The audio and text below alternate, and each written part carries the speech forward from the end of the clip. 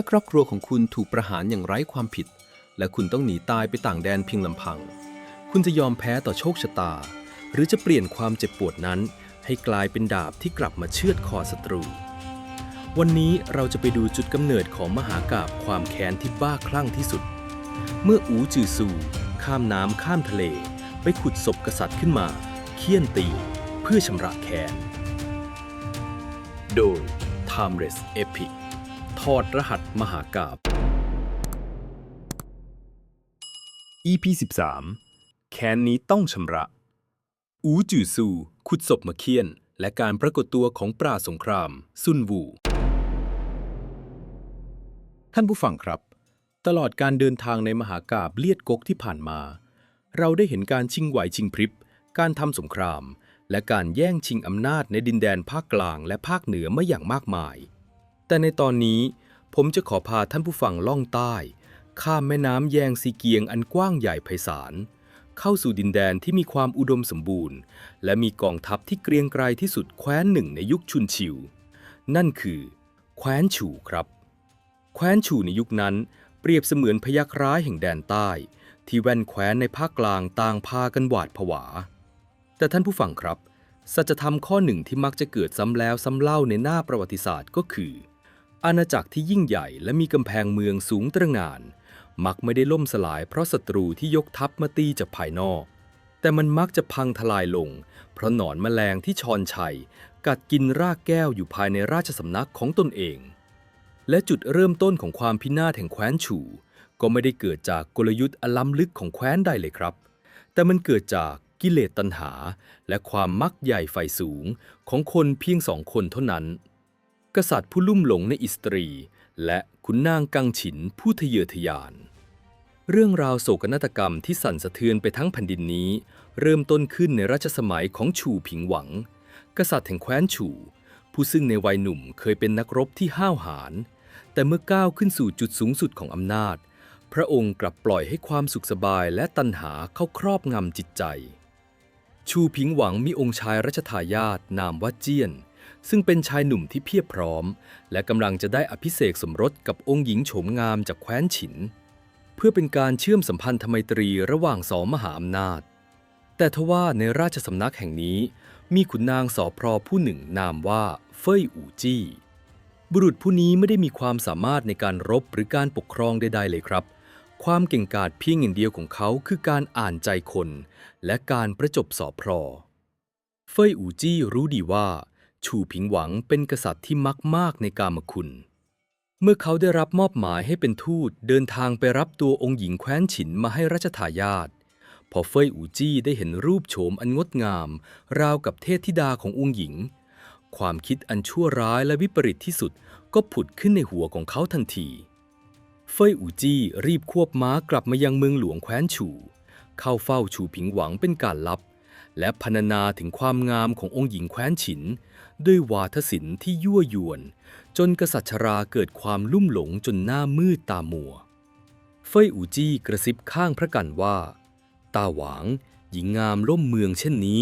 สวรรค์ประทานมาเพื่อกษัตริย์ผู้ยิ่งใหญ่เท่านั้นเหตุใดต้าหวางไม่รับนางไว้เป็นพระสนมเสียเองเล่าพะยะค่ะส่วนรัชทายาทนั้นต้าหวางก็เพียงแค่หาหญิงงามคนอื่นในแคว้นมาสับเปลี่ยนให้แทนเรื่องนี้หากเก็บเป็นความลับก็จะไม่มีใครล่วงรู้ท่านผู้ฟังครับการแย่งชิงว่าที่ลูกสะใภ้มาเป็นภรรยาของตนเองถือเป็นการกระทำที่ผิดศีลธรรมและวิปริตผิดมนุษย์ที่สุดในทุกยุคทุกสมัยแต่ด้วยความที่ฉู่ผิงหวังถูกกิเลสครอบงำจนหมดสิ้นสติสัมปชัญญะพระองค์จึงเห็นดีเห็นงามกับแผนการอันชั่วช้านี้องค์หญิงแคว้นฉินที่น่าสงสารเดินทางมาเพื่อเป็นชายาของรัชทายาทหนุ่มแต่กลับต้องถูกบังคับให้เข้าไปอยู่ในฮาเร็มของกษัตริย์คราวพ่อส่วนรัชทายาทเจี้ยนก็ถูกสับเปลี่ยนเจ้าสาวโดยไม่รู้ตัวเมื่อความลับอันน่าอัปยศนี้สำเร็จลุล่วงเฟ่ยอู่จี้ก็ก้าวขึ้นมาเป็นคนโปรดอันดับหนึ่งของฉู่ผิงหวังทันทีเขากอบโกยอำนาจและทรัพย์สินอย่างบ้าคลั่งแต่ในส่วนลึกของจิตใจคนชั่วย่อมมีความหวาดระแวงซ่อนอยู่เสมอเฟ่ยอู่จี้นอนตาไม่หลับครับเขารู้ดีว่าความลับไม่มีในโลกหากวันหนึ่งรัชทายาทเจี้ยนได้ขึ้นครองราชย์ และรู้ความจริงว่าเขาคือผู้ที่ยุยงให้บิดาแย่งชิงภรรยาของตนไปหัวของเฟ่ยอู่จี้และคนในตระกูลจะต้องถูกสับเป็นหมื่นๆชิ้นอย่างแน่นอนเพื่อเป็นการตัดไฟแต่ต้นลมเฟ่ยอู่จี้จึงเริ่มปฏิบัติการเป่าหูชูผิงหวังทุกวันเขาสร้างข่าวลือว่ารัชทายาทเจี้ยนล่วงรู้ความจริงเรื่ององค์หญิงแคว้นฉินแล้วและกำลังซ่องสุมกำลังทหารอยู่ที่ชายแดนเพื่อเตรียมก่อกบฏชิงบัลลังก์ชูผิงหวังที่ทำความผิดติดตัวอยู่แล้วก็เกิดอาการวัวสันหลังหวะหวาดระแวงลูกชายแท้ๆของตนเองจนหลงเชื่อคำยุยงของขุนนางกังฉินยังหมดใจพระองค์มีราชองค์การลับให้จับกุมรัชทายาทเจี้ยนทันทีแต่โชคยังดีที่มีคนแอบนำข่าวไปบอกรัชทายาทเจี้ยนจึงต้องลอบหลบหนีออกจากแคว้นฉู่ไปอย่างทุลักทุเลกลายเป็นองค์ชายพระถิ่นที่ต้องเร่ร่อนไปตามแคว้นต่างๆเมื่อรัชทายาทหนีรอดไปได้เป้าหมายต่อไปของความอำมหิตก็ตกมาอยู่ที่กลุ่มขุนนางที่สนับสนุนรัชทายาทครับและเสี้ยนหนามชิ้นใหญ่ที่สุดที่ขวางทางอำนาจของเฟ่ยอู่จี้ก็คือราชครูประจำตัวของรัชทายาทนามว่าอู่เฉอท่านผู้ฟังครับตระกูลอู่ไม่ใช่ตระกูลไก่กาที่ไหนเลยพวกเขาคือตระกูลขุนนางนักรบที่รับใช้แคว้นฉู่ด้วยความซื่อสัตย์สุจริตมาหลายชั่วอายุคนอู่เชอเป็นขุนนางตงฉินผู้เถนตรงเป็นที่เคารพรักของประชาชนและเหล่าทหารหารเมื่ออู่เชอถูกเรียกตัวเข้าเฝ้าเพื่อไต่สวนเรื่องกบฏของรัชทายาทแทนที่เขาจะก้มหน้าประจบสอพลอเพื่อเอาชีวิตรอดอู่เชอกลับยืดอกและชี้หน้าด่ากษัตริย์ชูผิงหวังกลางท้องพระโรงอย่างไม่เกรงกลัวความตายต้าหวางพระองค์ทรงหูเบาหลงเชื่อคำยุยงของคุณนางกังฉินทรงกระทำเรื่องอัปยศผิดศีลธรรมแย่งชิงภรรยาบุตรชายและยังมาใส่ร้ายรัชทายาทผู้บริสุทธิ์ว่าคิดกบฏอีกหรือแคว้นฉู่ที่เกรียงไกรจะต้องมาพินาศก็เพราะความมืดบอดของพระองค์ในวันนี้นี่แหละคำด่าทอที่แทงใจดำอย่างตรงไปตรงมานี้ทำให้ชูผิงหวังโกรธจนตัวสั่นพระองค์สั่งให้อุครักษ์จับตัวอู่เชอไปขังในคุกหลวงที่มืดมิดและชื้นแฉะเตรียมรอรับโทษประหารชีวิตแต่เฟ่ยอู่จี้ผู้มีจิตใจอำมหิตและรอบคอบกลับรีบก้าวออกมากระซิบกราบทูลชูผิงหวังว่าต้าหวังการประหารอู่เชอคนเดียวนั้นง่ายดายประดุจพลิกฝ่ามือแต่ปัญหาที่แท้จริงไม่ได้อยู่ที่คนแก่ผู้นี้พะยะค่ะแต่อยู่ที่บุตรชายทั้งสองคนของเขาต่างหากท่านผู้ฟังครับเฟ่ยอู่จี้รู้ดีว่าอู่เชอมีลูกชายสองคนที่เก่งกาจหาตัวจับยากคนโตชื่ออู่ซ่างเป็นคนซื่อสัตย์กตัญญูและเป็นที่รักของลูกน้องส่วนคนเล็กชื่ออู่จื่อซูหรืออู่หยวนคนนี้น่ากลัวที่สุดครับอู่จื่อซูเป็นชายหนุ่มรูปร่างสูงใหญ่มีพละกำลังมหาศาลและมีสติปัญญาที่ลึกล้ำแตกฉานในพิชัยสงครามหากประหารอู่เชอไปในตอนนี้ลูกชายทั้งสองคนที่คุมกองทัพอยู่ที่ชายแดนจะต้องยกทัพมาก่อกบฏเพื่อล้างแค้นให้บิดาอย่างแน่นอนเฟ่ยอู่จี้เสนอแผนการที่เลือดเย็นที่สุดนั่นคือการบังคับให้อู่เชอเขียนจดหมายด้วยลายมือของตนเองส่งไปเรียกตัวบุตรชายทั้งสองให้กลับมายังเมืองหลวงโดยหลอกว่าหากลูกชายทั้งสองยอมกลับมากษัตริย์จะทรงอภัยโทษและปล่อยตัวบิดาไปแต่ความจริงแล้วเฟ่ยอู่จี้เตรียมเพชฌฆาตและลานประหารไว้รอต้อนรับลูกหลานตระกูลอู่ทุกคนเพื่อตัดรากถอนโคนไม่ให้เหลือแม้แต่ซากเมื่อราชองค์การปลอมและจดหมายของบิดาถูกส่งไปถึงค่ายทหารที่ชายแดนบรรยากาศภายในกระโจมแม่ทัพของสองพี่น้องตระกูลอู่ก็ตกอยู่ในความเงียบงันที่น่าอึดอัดและเจ็บปวดที่สุดครับมันคือช่วงเวลาแห่งการตัดสินใจที่บีบคั้นหัวใจมนุษย์ถึงขีดสุดอู่ซ่างพี่ชายคนโตอ่านจดหมายจบแล้วก็น้ำตาไหลรินเขารู้ดีแก่ใจว่านี่คือกับดักมรณะกษัตริย์ที่วิปริตและขุนนางที่ชั่วช้าไม่มีทางรักษาสัญญาอย่างแน่นอนแต่สำหรับอู่ซ่างอุดมการณ์แห่งความกตัญญูในยุคโบราณนั้นฝังรากลึกเกินกว่าจะขัดขืนได้อู่ซ่างกล่าวกับน้องชายด้วยเสียงที่สั่นสะท้านว่าจื่อซูบิดาถูกขังคุกแล้วเรียกตัวพวกเราไปหากเรารักตัวกลัวตายไม่ยอมไปช่วยบิดา ใต้ล่าจะตราหน้าว่าพวกเราเป็นลูกอกตัญญูที่เนรคุณผู้ให้กำเนิดแม้รู้ว่าข้างหน้าคือกระทะทองแดงข้าก็ต้องเดินเข้าไปเพื่อไปตายพร้อมกับพันพ่อแต่ทว่าอูจือซูน้องชายผู้นั่งกำหมัดแน่นอยู่ในเงามืดกลับมีแววตาที่แตกต่างออกไปอย่างสิ้นเชิงดวงตาของอูจือซูไม่ได้มีเพียงน้ำตาแห่งความเศร้าแต่มันลุกโชนไปด้วยไฟเพลิงแห่งความแค้นที่ร้อนแรงจนแทบจะแผดเผากระโจมให้มอดไหม้อูจือซูมองโลกตามความเป็นจริงเขาปฏิเสธกรอบศีลธรรมจอมปลอมที่กษัตริย์ชั่วใช้เป็นเครื่องมือหลอกฆ่าคนอูจือซูลุกขึ้นยืนรูปร่างที่สูงใหญ่ของเขาทอดเงาทะมึนไปบนผนังกระโจมเขาจับไหล่พี่ชายแน่นแล้วกล่าวด้วยน้ำเสียงที่เย็นเยียบและหนักแน่นราวกับหินผาว่าท่านพี่การเดินเข้าไปให้ศัตรูตัดหัวพร้อมกับท่านพ่อไม่ใช่ความกตัญญูหรอกแต่มันคือความโง่เขลาเฟยอูจี้หวังจะหลอกให้พวกเราไปตายเพื่อตัดรากถอนโคนหากพวกเราไปตายกันหมดแล้วใครเล่าใครจะเป็นผู้ชำระแค้นให้แก่วงตระกูลของเรา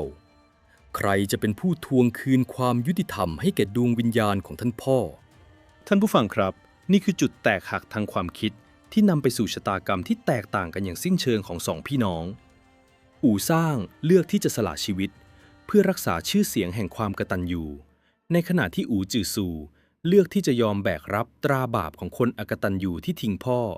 เพื่อรักษาชีวิตไว้สำหรับภารกิจที่ยิ่งใหญ่กว่านั่นคือการล้างแค้นการจากลาของสองพี่น้องที่หน้าค่ายทหารในวันนั้นเต็มไปด้วยความรันทดและน้ำตาอู่ซ่างสวมกอดน้องชายเป็นครั้งสุดท้ายเขารู้ดีว่าภาระที่น้องชายต้องแบกรับนั้นหนักหนาสาหัสเพียงใดอู่ซ่างกระซิบข้างหูอูจือซูว่าจงหนีไปเถิดจือซูหนีไปให้ไกลที่สุดรักษาชีวิตของเจ้าไว้และจงจำไว้ว่าตราบใดที่ยังล้างแค้นให้ตระกูลอู่ไม่สำเร็จเจ้าห้ามตายเป็นอันขาดส่วนข้าจะขอลงไปปรนนิบัติท่านพ่อในปรโลกเองพูดจบอู่ซ่างก็หันหลังเดินขึ้นรถม้าของทูตแคว้นฉู่มุ่งหน้าเข้าสู่เมืองหลวงและประตูแห่งความตายด้วยความสงบและเด็ดเดี่ยวทิ้งให้อู่จือซูยืนกำหมัดแน่นมองดูรถม้าของพี่ชายค่อยๆลับสายตาไปท่ามกลางพายุที่กำลังก่อตัวเมื่ออู่ซ่างเดินทางมาถึงลานประหารในเมืองหลวงเฟยอูจี้และกษัตริย์ชูผิงหวังก็ต้องประหลาดใจและผิดหวังอย่างยิ่งที่เห็นบุตรชายคนโตมาเพียงคนเดียวร่างของอู่เชอผู้เป็นบิดาถูกล่ามโซ่ตรวนลากตัวออกมาที่ลานประหารในสภาพที่บอบช้ำแต่เมื่ออู่เชอเห็นหน้าอู่ซ่างเดินเข้ามาหาน้ำตาแห่งความปลาบปลื้มในความกตัญญูของลูกชายคนโตก็ไหลรินแต่ในวินาทีเดียวกันนั้นเมื่อเขากวาดสายตาแล้วไม่พบอู่จือซูรอยยิ้มอันลึกล้ำก็ปรากฏขึ้นบนใบหน้าที่เหี่ยวย่นของคุณนางชราอู่เชอแงนหน้ามองท้องฟ้าแล้วระเบิดเสียงหัวเราะดังกังวานไปทั่วลานประหารเสียงหัวเราะนั้นไม่ได้เจือปนความหวาดกลัวต่อคมดาบเลยแม้แต่น้อยเขากล่าวประโยคสุดท้ายที่เปรียบเสมือนคำสาปแช่งที่น่าสะพรึงกลัวที่สุดว่าสวรรค์มีตาลูกคนโตของข้ายอมมาตายเพื่อรักษาเกียรติยศแต่ลูกคนเล็กของข้ารอดไปได้ชูผิงหวังเฟยอูจี้พวกเจ้าจงรอรับชะตากรรมเถิดนับตั้งแต่วินาทีนี้เป็นต้นไปแคว้นฉู่จะต้องพบกับความวิบัติกองทัพของพวกเจ้าจะแตกพ่ายและราชบัลลังก์ของพวกเจ้าจะต้องล่มสลายเพราะน้ำมือของอู่จือซูเพชฌฆาตเงื้อดาบเล่มโตขึ้นสุดแขนก่อนจะฟันฉับลงมาบั่นศีรษะของอู่เชอและอู่ซ่างจนขาดกระเด็นเลือดสีแดงฉานสาดกระเซ็นย้อมลานประหารจนนองเป็นสายน้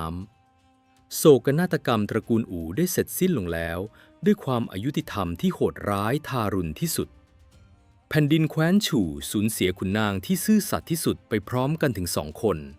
เพียงเพื่อสนองตัณหาและความหวาดระแวงของทรราชแต่ท่านผู้ฟังครับ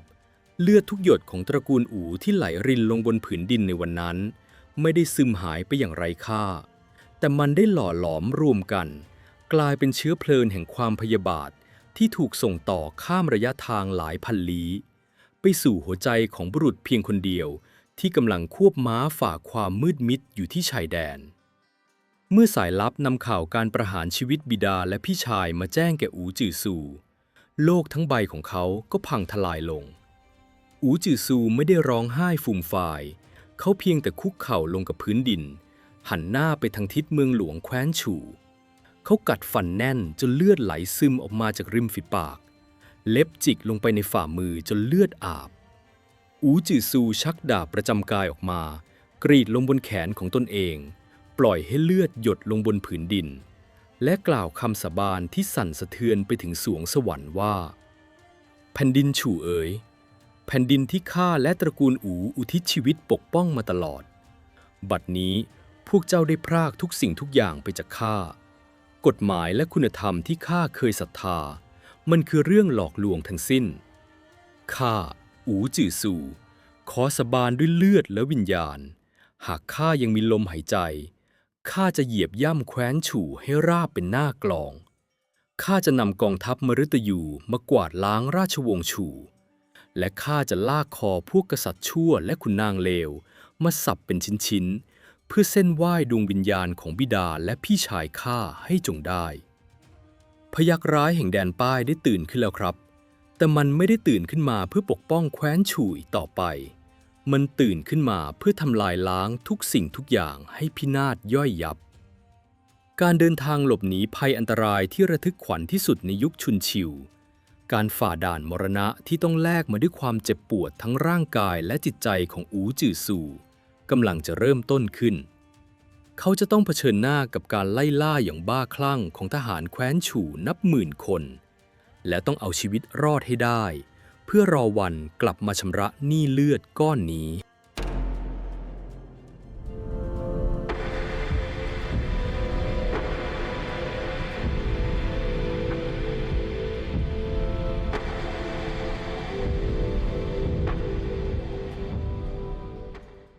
ท่านผู้ฟังครับเมื่อหยดเลือดและคำสาบานของอูจือซูซึมซาบลงสู่ผืนดินแผ่นดินแคว้นฉู่ที่เคยเป็นมาตุภูมิอันอบอุ่นบัดนี้ได้แปรสภาพกลายเป็นนรกบนดินที่เขาต้องหาทางตะเกียกตะกายหลบหนีออกมาให้ได้ข่าวการหลบหนีของลูกชายคนเล็กแห่งตระกูลอูทำให้กษัตริย์ชูผิงหวัง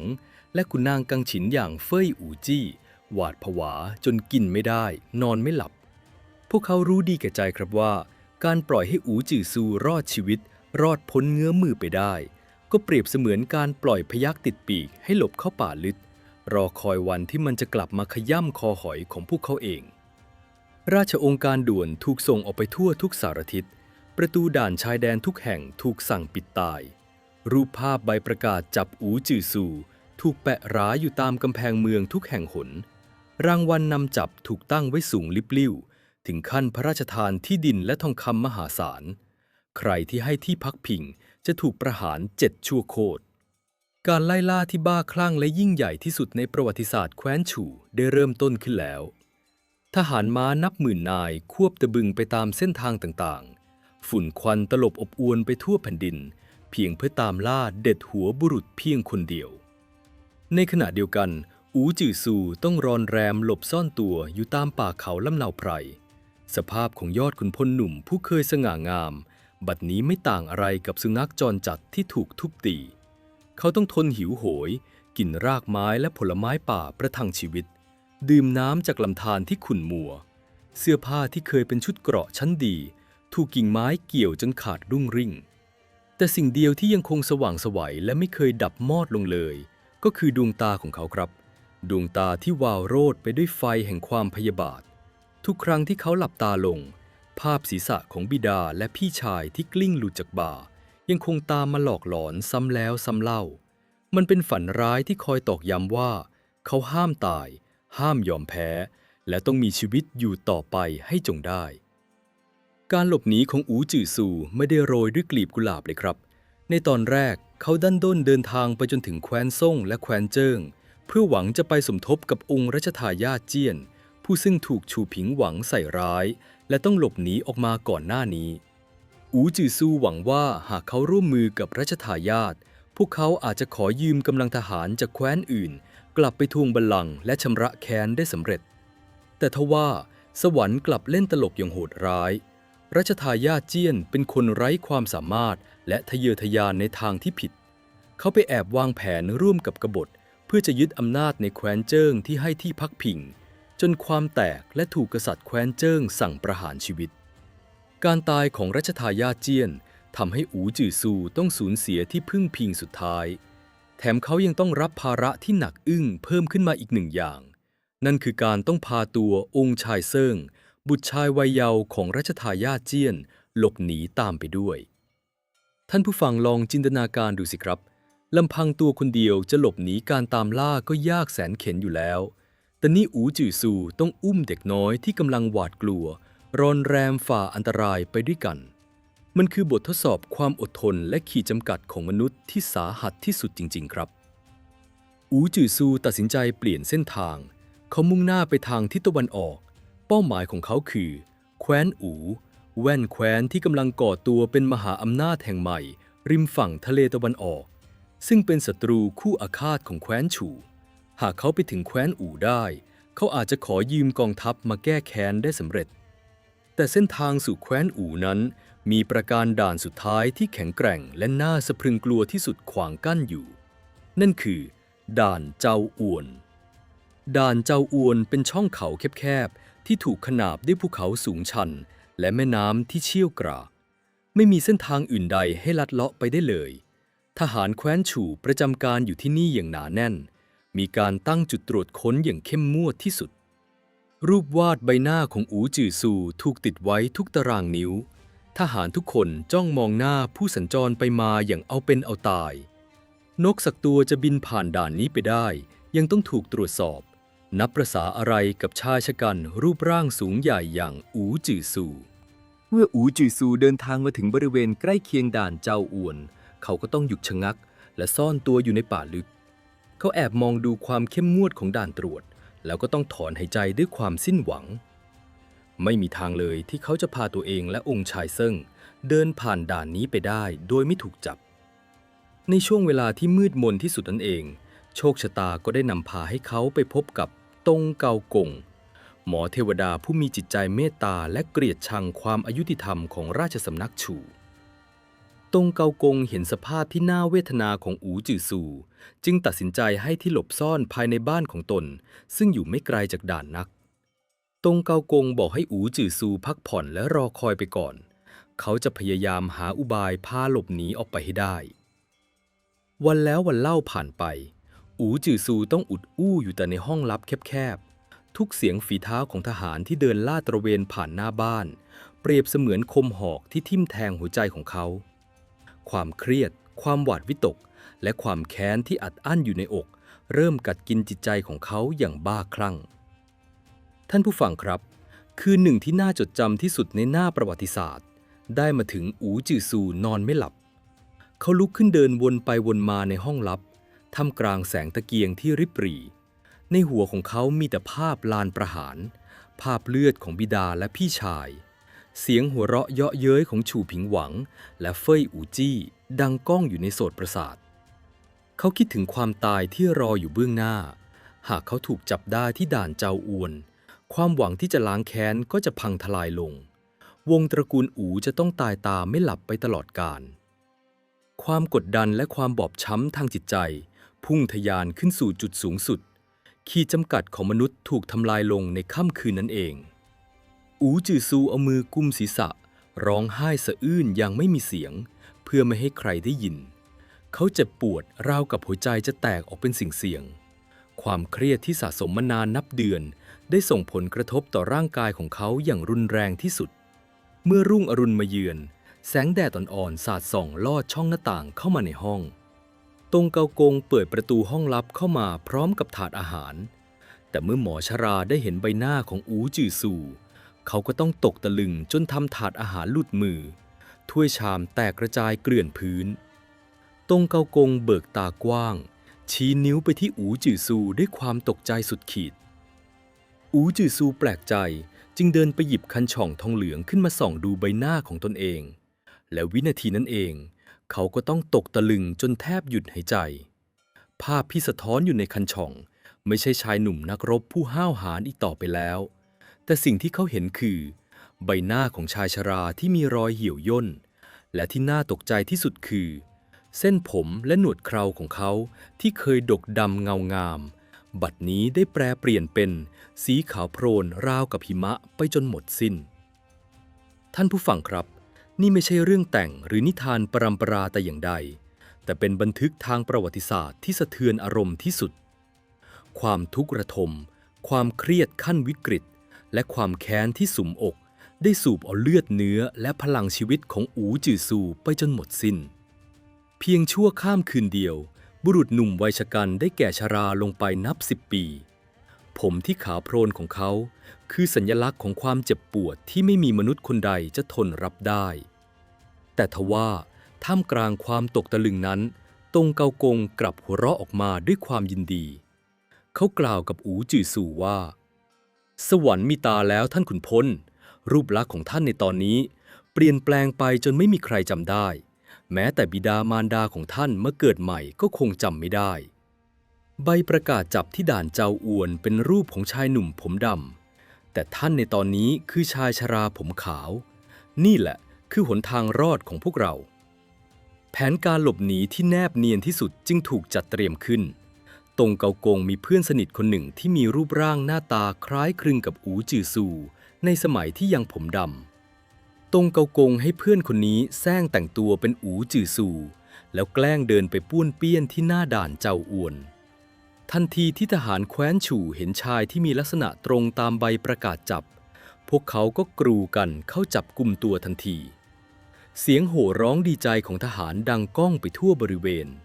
ทุกคนมัวแต่สนใจผลงานชิ้นโบแดงและเงินรางวัลมหาศาลจนการตรวจตราที่หน้าด่านละหลวมลงในจังหวะชุลมุนวุ่นวายนั่นเองอูจือซูในคราบชายชราผมขาวโพลนสวมเสื้อผ้าขาดรุ่งริ่งแบกตะกร้าไม้ไผ่ที่มีองค์ชายเซิ่งซ่อนตัวอยู่ข้างในก็ทำทีเป็นชาวบ้านธรรมดาเดินปะปนไปกับฝูงชนทหารยามที่ด่านปลายตามองดูชายแก่หลังค่อมผมขาวเพียงแวบเดียวก็โบกมือไล่ให้เดินผ่านด่านไปอย่างไม่ใส่ใจในที่สุดอูจือซูก็สามารถก้าวเท้าข้ามผ่านด่านมรณะเจ้าอวนมาได้อย่างปาฏิหาริย์แต่การเดินทางของเขายังไม่จบสิ้นครับเขาต้องรีบเร่งฝีเท้าเดินทางต่อไปจนกระทั่งมาถึงริมฝั่งแม่น้ำแยงซีเกียงสายน้ำอันกว้างใหญ่ที่ขวางกั้นระหว่างแคว้นฉู่และแคว้นอูเบื้องหลังของเขาคือเสียงฝีเท้าของทหารม้าแคว้นฉู่ที่รู้ตัวแล้วว่าจับผิดคนและกำลังควบตะบึงไล่ตามมาอย่างกระชั้นชิดเบื้องหน้าคือแม่น้ำที่ลึกและเชี่ยวกรากไม่มีสะพานไม่มีเรือใหญ่มีเพียงเรือพายหาปลาลำเล็กๆของชายชราคนหนึ่งที่จอดอยู่ริมตลิ่งอูจือซูตะโกนร้องเรียกขอความช่วยเหลือชายชราคนหาปลาเห็นท่าทางร้อนรนและสภาพที่น่าเวทนาของอูจือซูก็รีบพายเรือเข้ามารับเขากับองค์ชายเซิ่งขึ้นเรือแล้วจ้ำฝีพายฝ่ากระแสน้ำออกไปอย่างรวดเร็วเพียงไม่กี่อึดใจทหารม้าของแคว้นฉู่ก็ตามมาถึงริมฝั่งพวกเขาตะโกนด่าทอและยิงธนูตามหลังมาแต่เรือพายก็หลุดพ้นระยะหอกดาบและลอยลำอยู่กลางแม่น้ำอันกว้างใหญ่แล้วเมื่อเรือพายข้ามมาถึงฝั่งแคว้นอู่ได้อย่างปลอดภัยอูจือซูซุดตัวลงคุกเข่ากราบขอบคุณชายหาปลาผู้มีพระคุณเขารู้สึกซาบซึ้งใจอย่างสุดซึ้งอูจือซูปลดดาบ7 ดาวซึ่งเป็นดาบประจำตระกูลที่ตกทอดมาจากบรรพบุรุษดาบเล่มนี้ประดับด้วยอัญมณีล้ำค่าและมีมูลค่ามหาศาลถึง100 ตำลึงทองเขายื่นดาบเล่มนี้ให้แก่ชายหาปลาเพื่อเป็นการตอบแทนบุญคุณที่ช่วยชีวิตแต่ท่านผู้ฟังครับสิ่งที่ชายหาปลาตอบกลับมานั้นทำให้เราได้เห็นถึงความยิ่งใหญ่ของสัจธรรมมนุษย์ชายชรายิ้มและผลักดาบกลับคืนไปเขากล่าวด้วยน้ำเสียงที่ราบเรียบแต่ทรงพลังว่าใต้ล่าต่างรู้ดีว่ากษัตริย์แคว้นฉู่ตั้งค่าหัวของท่านไว้ด้วยทองคำ50,000 ตำลึงและตำแหน่งขุนนางชั้นสูงหากข้าเป็นคนเห็นแก่เงินทองข้าคงจับท่านส่งทางการไปแล้วฉะไหนข้าจะต้องมาสนใจดาบที่มีค่าแค่100 ตำลึงทองเล่าข้าช่วยท่านเพราะข้าเห็นใจในความอายุติธรรมที่ท่านได้รับจงเก็บดาบของท่านไว้เถิดท่านจะต้องใช้มันเพื่อทวงคืนความแค้นให้แก่บิดาของท่านอูจือซูน้ำตาซึมเขากราบลาชายหาปลาผู้ทรงเกียรติและก้าวเดินเข้าสู่แผ่นดินของแคว้นอูแว่นแคว้นที่แปลกประหลาดและไม่คุ้นเคย การมาถึงของอู่จือซูในแคว้นอู่นั้นไม่ได้มาในฐานะขุนพลผู้สง่างามเลยครับเขาหมดเนื้อหมดตัวเสื้อผ้าขาดวิ่นท้องหิวโซจนไส้กิ่วเขาต้องเดินโซเซไปตามท้องถนนในเมืองหลวงของแคว้นอู่อดีตยอดขุนพลผู้เกรียงไกรต้องลดตัวลงไปนั่งคุกเข่าอยู่ริมถนน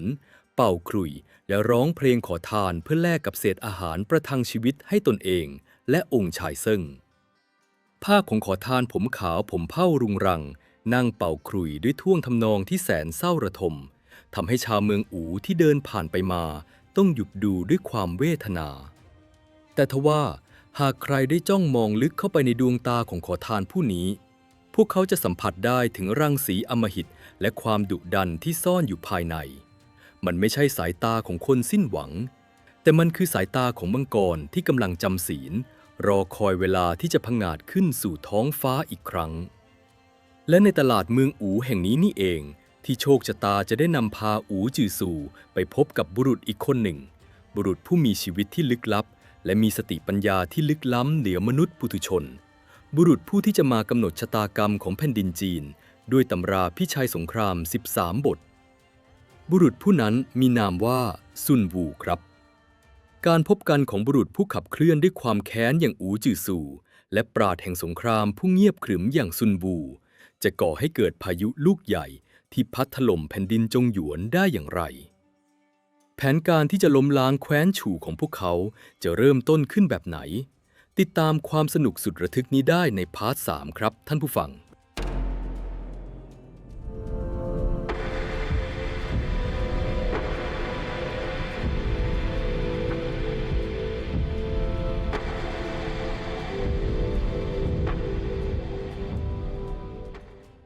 ท่านผู้ฟังครับภาพของขอทานชราผมขาวโพลนที่นั่งเป่าขลุ่ยอยู่ริมถนนในเมืองหลวงของแคว้นอู่เป็นภาพที่ดูเวทนาและน่าอดสูยิ่งนักสำหรับผู้คนที่เดินผ่านไปมาแต่ทว่าท่ามกลางฝูงชนที่ขวักไขว่และเสียงจอแจของตลาดเมืองกูซูกลับมีบุรุษหนุ่มผู้หนึ่งที่หยุดยืนนิ่งและจ้องมองขอทานผู้นี้ด้วยสายตาที่แตกต่างออกไปอย่างสิ้นเชิงครับบุรุษหนุ่มผู้นี้แต่งกายด้วยชุดผ้าไหมสีเรียบง่ายดูเผินๆเหมือนบัณฑิตผู้คงแก่เรียนทั่วไปแต่ท่วงท่าการยืนของเขากลับมั่นคงดุจขุนเขาแววตาของเขาสงบนิ่งทว่าลึกล้ำราวกับมหาสมุทรที่ไร้ก้นบึ้งเขาไม่ได้มองดูเสื้อผ้าที่ขาดรุ่งริ่งหรือชามขอทานที่ว่างเปล่าแต่เขากำลังฟังท่วงทำนองขลุ่ยที่ขอทานผู้นี้กำลังเป่าต่างหากครับเสียงขลุ่ยที่ล่องลอยออกมานั้นไม่ใช่ท่วงทำนองของการอ้อนวอนขอเศษเงินแต่มันเป็นเสียงที่อัดแน่นไปด้วยความโศกเศร้าความเครียดแค้นและรังสีอำมหิตของการเข็นฆ่าบุรุษหนุ่มผู้นี้หลับตาลงและวิเคราะห์สิ่งที่เขาสัมผัสได้เขามองทะลุรูปลักษณ์ภายนอกไปจนเห็นถึงแก่นแท้เขาสังเกตเห็นรอยด้านบนฝ่ามือของขอทาน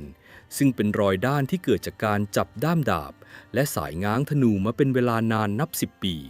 ไม่ใช่รอยด้านจากการทำนาหรือจับจอบจับเสียม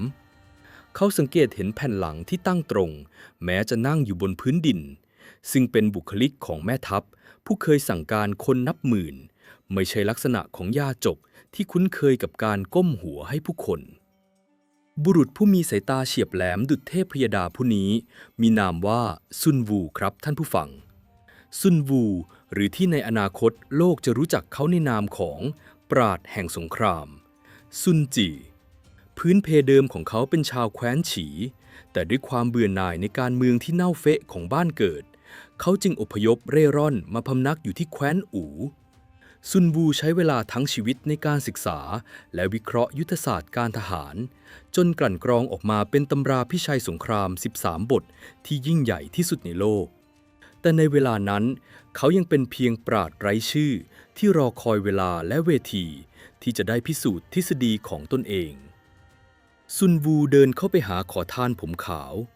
เขาทิ้งเศษเงินลงในชามและเอ่ยด้วยน้ำเสียงที่ราบเรียบแต่แฝงไปด้วยพลังว่าท่วงทำนองขลุ่ยของท่านดุดันราวกับพยัคฆ์ที่บาดเจ็บและกำลังรอวันกระโจนเข้าขย่ำเหยื่อมือของท่านคือมือของขุนพลผู้เคยเด็ดหัวศัตรูมานับไม่ถ้วน ชายหนุ่มผู้มีพละกำลังมหาศาลเช่นท่านฉะไหนจึงปล่อยให้เส้นผมงอกขาวก่อนวัยอันควรและมานั่งลดตัวเป็นขอทานอยู่ที่นี่เล่าท่านอูจือซูแห่งแคว้นฉู่คำพูดเพียงไม่กี่คำของซึงวูเปรียบเสมือนสายฟ้าที่ฟาดลงมากลางใจของอูจือซูครับเขาตกตะลึงจนแทบจะทำขลุ่ยหลุดมืออูจือซูเงยหน้าขึ้นจ้องมองบัณฑิตหนุ่มด้วยความหวาดระแวงมือของเขาแอบเลื่อนไปจับด้ามดาบ7 ดาวที่ซ่อนอยู่ใต้เสื้อคลุมโดยสัญชาตญาณเขาสงสัยว่าชายผู้นี้อาจจะเป็นสายลับที่แคว้นฉู่ส่งมาตามล่าตัวเขาแต่ซุนวูกลับยิ้มบางๆและอธิบายว่าท่านอย่าได้กังวลไปเลยข้าไม่ใช่คนของแคว้นฉู่ข้าคือซุนวูบัณฑิตพเนจรผู้แสวงหาสัจธรรมแห่งสงครามข่าวการประหารชีวิตขุนนางตงฉินตระกูลอูและการตั้งค่าหัวไล่ล่าท่านนั้นโด่งดังไปทั่วแผ่นดิน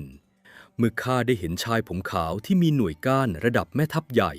และมีแววตาที่เต็มไปด้วยไฟแค้นถึงเพียงนี้ข้าจึงคาดเดาได้ทันทีว่าท่านคือใครท่านอูจือซูฟ้าไม่ได้ลิขิตให้ท่านมาตายข้างถนนในฐานะขอทานหรอกนะหากท่านปรารถนาจะล้างแค้นแคว้นฉู่ข้ามีหนทางที่จะช่วยท่านได้จงตามข้ามาเถิดท่านผู้ฟังครับการพบกันของบุรุษทั้งสองในวันนั้นคือจุดเปลี่ยนที่ยิ่งใหญ่ที่สุดในหน้าประวัติศาสตร์จีนซุนวูพาอูจือซูและองค์ชายเซิ่งกลับไปที่ซุ้มกระท่อมของเขา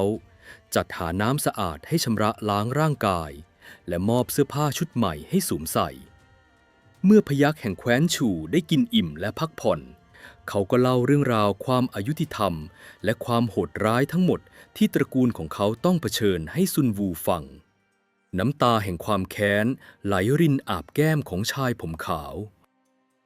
ซุนวูนั่งฟังอย่างสงบเมื่ออูจือซูเล่าจบซุนวูก็กล่าวขึ้นว่าการจะล้มล้างแคว้นฉู่ซึ่งเป็นมหาอำนาจที่มีกองทัพนับแสนไม่ใช่เรื่องที่คนเพียงคนเดียวจะทำได้ด้วยการลอบสังหารท่านต้องการกองทัพขนาดใหญ่และแคว้นอูแห่งนี้ก็คือดาบชั้นเลิศที่ท่านสามารถหยิบยืมไปใช้แทงทะลุหัวใจของแคว้นฉู่ได้แต่อุปสรรคสำคัญในตอนนี้ก็คือกษัตริย์แคว้นอูองค์ปัจจุบันหรืออูหวังเหลียวทรงเป็นกษัตริย์ที่รักความสงบขี้ระแวงและไม่มีวิสัยทัศน์ที่จะทำสงครามใหญ่ขยายอาณาเขตหากท่านไปขอร้องให้พระองค์ยกทัพไปตีแคว้นฉู่พระองค์ไม่มีวันยอมอย่างแน่นอนอูจือซูขมวดคิ้วด้วยความสงสัยและถามกลับไปว่าหากกษัตริย์ไม่ยอมทำสงครามแล้วข้าจะยืมกองทัพอูไปชำระแค้นได้อย่างไรซุนวูจึงอธิบายสถานการณ์การเมืองภายในของแคว้นอูที่กำลังคุกรุ่นให้ฟังครับซุนวูบอกว่าในราชสำนักอูเวลานี้มีคลื่นใต้น้ำที่รุนแรงมากกษัตริย์เหลียวที่ครองบัลลังก์อยู่นั้นแท้จริงแล้วไม่ได้เป็นผู้สืบทอดที่ถูกต้องตามสายเลือดแต่ผู้ที่มีสิทธิชอบธรรมที่สุดและมีความทะเยอทะยานกระหายสงครามที่สุดคือองค์ชายหนุ่มผู้มีนามว่าองค์ชายกวงองค์ชายกวงทรงเก็บงำความแค้นที่ถูกแย่งชิงบัลลังก์เอาไว้ในใจมาตลอดพระองค์กำลังซ่องสุมกำลังคนและมองหาสุดยอดฝีมือมาช่วยพลิกฟ้าคว่ำดินซุนวูชี้ทางสว่างให้อูจือซูเห็นว่าหากท่านอยากได้กองทัพอูท่านต้องไม่ใช่แค่ขุนพลธรรมดาแต่ท่านต้องเป็นผู้สร้างกษัตริย์ท่านต้องไปเข้าร่วมกับองค์ชายกวงช่วยพระองค์ชิงบัลลังก์มาจากกษัตริย์เหลียวให้สำเร็จและเมื่อองค์ชายกวงได้เป็นกษัตริย์พระองค์จะตอบแทนท่านด้วยการมอบกองทัพทั้งหมดให้ท่านนำไปเหยียบย่ำแคว้นฉู่ตามที่ท่านปรารถนาอูจือซูมองเห็นแสงสว่างที่ปลายอุโมงค์ในทันทีเขายกมือคารวะซุนวูด้วยความเลื่อมใสในสติปัญญาที่แหลมคมจากนั้นอูจือซูก็เริ่มดำเนินแผนการแทรกซึมเข้าสู่วงจรอำนาจของแคว้นอูเขาใช้ความสามารถในการวิเคราะห์ภูมิประเทศและการทหารเข้าไปตีสนิทและสมัครเป็นที่ปรึกษาให้แก่องค์ชายกวงเมื่อองค์ชายกวงได้สนทนากับอูจือซูก็ตระหนักได้ทันทีว่า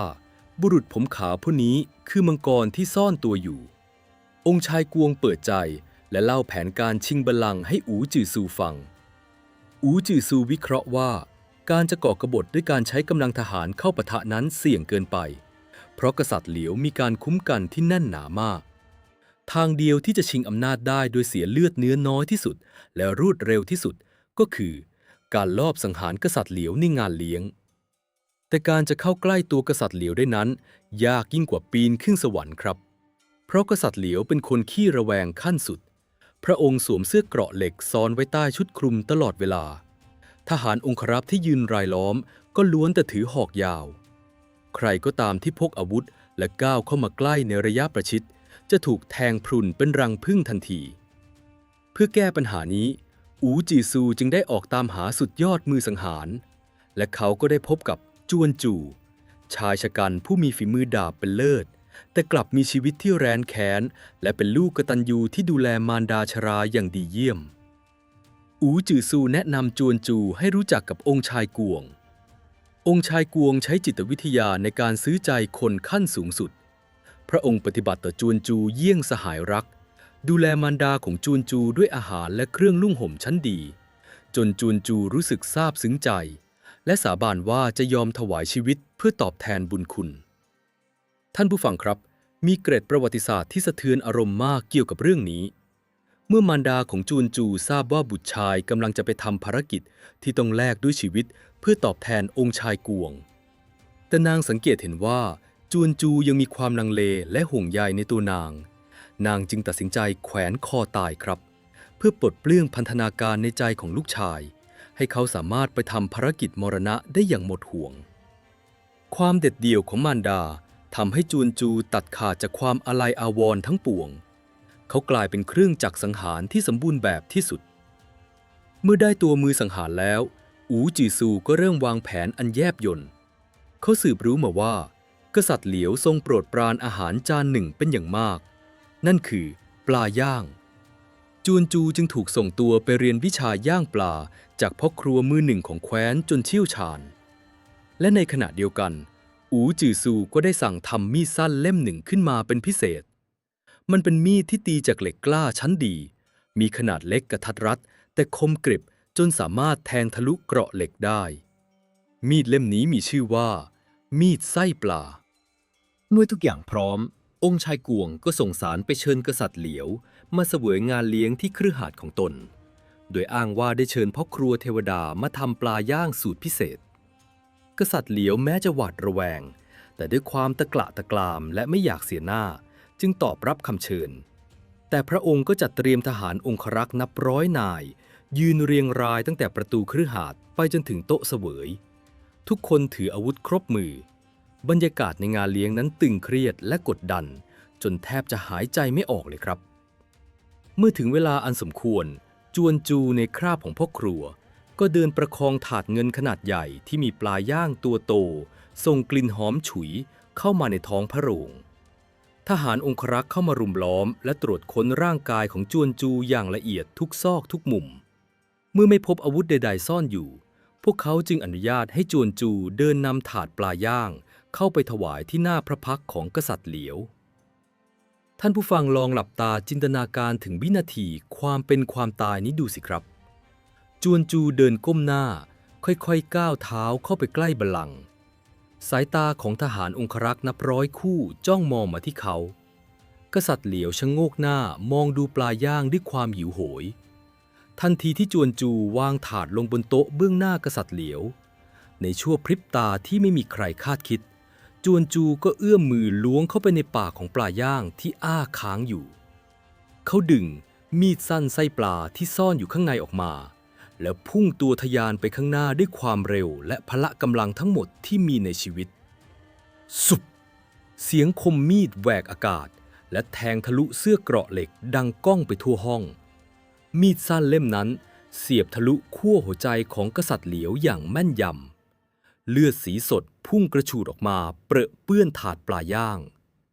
กษัตริย์เหลียวเบิกตากว้างด้วยความตกตะลึงและสิ้นใจตายคาที่ในทันทีเหตุการณ์เกิดขึ้นรวดเร็วมากจนทหารองครักษ์ตั้งตัวไม่ติดแต่เมื่อพวกเขาสติกลับคืนมาหอกนับ10เล่มก็พุ่งเข้าทิ่มแทงร่างของจวนจูจนพรุนเป็นรังผึ้งจวนจูมือสังหารผู้ภักดีขาดใจตายตามไปในทันทีแต่ภารกิจของเขาได้สำเร็จลุล่วงอย่างสมบูรณ์แบบหรอกครับในวินาทีที่เกิดความโกลาหลองค์ชายกวงก็ส่งสัญญาณให้กองทหารส่วนตัวที่ซุ่มซ่อนอยู่นับพันคน บุกเข้ามาควบคุมสถานการณ์ทั้งหมดในคฤหาสน์ทหารองครักษ์ของกษัตริย์เหลียวเมื่อเห็นเจ้านายสิ้นพระชนและถูกล้อมด้วยกำลังที่เหนือกว่าก็ยอมวางอาวุธและสิโรราบแต่โดยดีการรัฐประหารอาบเลือดในงานเลี้ยงปลาย่างจบลงด้วยชัยชนะขององค์ชายกวงพระองค์ก้าวขึ้นเหยียบกองเลือดและสถาปนาตนเองขึ้นเป็นกษัตริย์องค์ใหม่แห่งแคว้นอู่ทรงพระนามว่ากษัตริย์เหอเหลวีครับเมื่อกษัตริย์เหอเหลวีขึ้นครองราชย์พระองค์ไม่ลืมสัญญาที่ให้ไว้กับอู่จือซูพระองค์แต่งตั้งให้อู่จือซูขึ้นดำรงตำแหน่งอัครมหาเสนาบดีผู้มีอำนาจสูงสุดรองจากกษัตริย์และในเวลานี้เองที่อู่จือซูได้นำตัวซุนวูบัณฑิตพเนจรที่ช่วยชี้ทางสว่างให้เขามาเข้าเฝ้ากษัตริย์เหอเหลวีซุนวูได้ถวายตำราพิชัยสงคราม13บทให้กษัตริย์เหอเหลวีทอดพระเนตร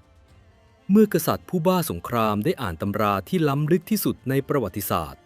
พระองค์ก็ถึงกับตบเข่าฉาดด้วยความตื่นเต้นยินดีพระองค์แต่งตั้งให้ซุนวูเป็นแม่ทัพใหญ่ควบคุมการฝึกซ้อมและจัดระเบียบกองทัพแคว้นอู่ใหม่ทั้งหมดท่านผู้ฟังครับบัดนี้จิ๊กซอว์แห่งความพินาศของแคว้นฉู่ได้ถูกประกอบเข้าด้วยกันอย่างสมบูรณ์แบบแล้วครับกษัตริย์ผู้ทะเยอทะยานกระหายสงครามอย่างเหอเหลวียอดกุนซือผู้ขับเคลื่อนด้วยไฟแค้นอย่างอู่จือซูและปราชญ์แห่งสงครามผู้อย่างรู้ฟ้าดินอย่างซุนวูสามบุรุษผู้ยิ่งใหญ่ได้ผนึกกำลังกันอยู่ที่ริมฝั่งทะเลตะวันออกกองทัพแคว้นอู่ที่เคยอ่อนแอ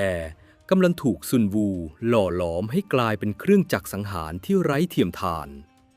ดาบแห่งความพยาบาทที่อู่จือซูลับมานานนับ10 ปีบัดนี้พร้อมที่จะพุ่งเข้าเสียบทะลุหัวใจของแคว้นฉู่แล้วแผ่นดินจงหยวนกำลังจะสั่นสะเทือนด้วยมหาศึกที่ยิ่งใหญ่ที่สุดครั้งหนึ่งในยุคชุนชิวการปะทะกันระหว่างกองทัพทมิฬแห่งแคว้นอู่และพยัคฆ์ชราแห่งแดนใต้แคว้นฉู่จะดุเดือดและนองเลือดขนาดไหนยุทธวิธีของซุนวูจะถูกนำมาใช้บทขยี้ศัตรูอย่างไรติดตามความมันระดับมหากาพย์ได้ในพาร์ท 4ครับ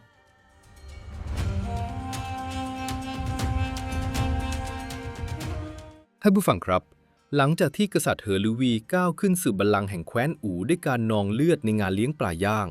แผ่นดินทางตะวันออกก็เปรียบเสมือนเตาหลอมเหล็กขนาดยักษ์ที่กำลังถูกสุมไฟจนร้อนระอุอู่จือซูอัครมหาเสนาบดีผู้มีหัวใจที่ถูกหล่อหลอมด้วยความแค้นได้มอบหมายอำนาจทางการทหารทั้งหมดให้แก่ซุนวูปราชญ์แห่งสงครามผู้เงียบขรึมภารกิจเดียวของซุนวูคือการเปลี่ยนกองทัพชาวนาและชาวประมงของแคว้นอู่ให้กลายเป็นเครื่องจักรสังหารที่ไร้เทียมทานที่สุดในแผ่นดินจงหยวนการฝึกทหารของซุนวูนั้นขึ้นชื่อเรื่องความเด็ดขาดและไร้ความปราณีอย่างที่สุดครับตำราพิชัยสงคราม13บทไม่ได้เป็นเพียงแค่ตัวอักษรบนม้วนไม้ไผ่แต่มันถูกนำมาบังคับใช้อย่างเข้มงวดในสนามฝึกซุนวูตั้งกฎเหล็กที่ว่า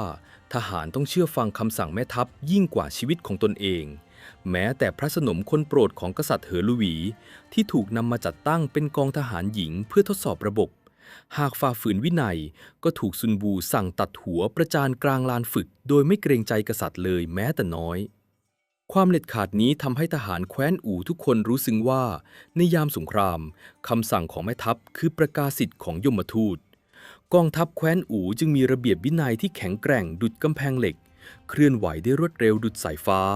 และพร้อมที่จะบดขยี้ศัตรูทุกรูปแบบแต่อู่จือซูผู้ซึ่งไฟแค้นสุมอกจนแทบจะระเบิดกลับต้องเผชิญกับบททดสอบความอดทนที่ทรมานที่สุดอีกครั้งครับเมื่อเขาร้องขอให้ซุนวูและกษัตริย์เหอหลือวียกทัพบุกแคว้นฉู่ในทันที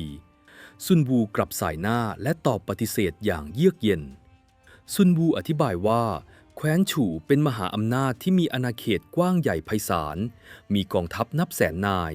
การยกทัพบุกเข้าไปตรงๆในตอนนี้เปรียบเสมือนการเอาไข่ไปกระทบหินเราต้องรู้จักการรอคอยและใช้ยุทธวิธีบ่อนทำลายให้ศัตรูอ่อนล้าเสียก่อนท่านผู้ฟังครับซุนวูได้คิดค้นสุดยอดกลยุทธ์ที่โลกต้องจารึกนั่นคือการทำสงครามกองโจรและการก่อกวนตลอดระยะเวลาหลายปีกองทัพอู่จะส่งหน่วยรบขนาดเล็กไปโจมตีชายแดนแคว้นฉู่ เมื่อทัพหลวงของชูยกกำลังมาเพื่อจะปะทะ